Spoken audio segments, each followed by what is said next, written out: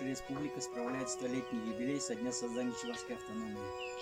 За этот период времени наша республика из отстающей республики превратилась в высокоразвитое сельским хозяйством, животноводством, научными технологиями, производственными, промышленными производственными показателями передовую республику не только Приволжского федерального округа, но и России в целом.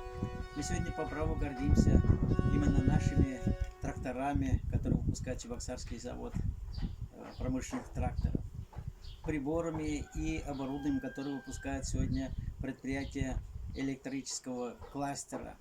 От души поздравляю всех жителей Чувашской республики с этим юбилеем. Желаю здоровья, благополучия, успешно выйти из этого пандемии и непременно дальше двигаться семимильными шагами вперед. 24 июня мы отмечаем 100-летие со дня основания Чувашской автономии.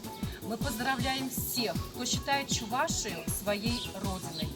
Нашей республике мы желаем мира, добра, радости, процветания и благополучия. С праздником! Мы бережно храним частичку нашей республики в своем творчестве. Поем чувашские песни, поем и о родном крае, и о родной Чувашии.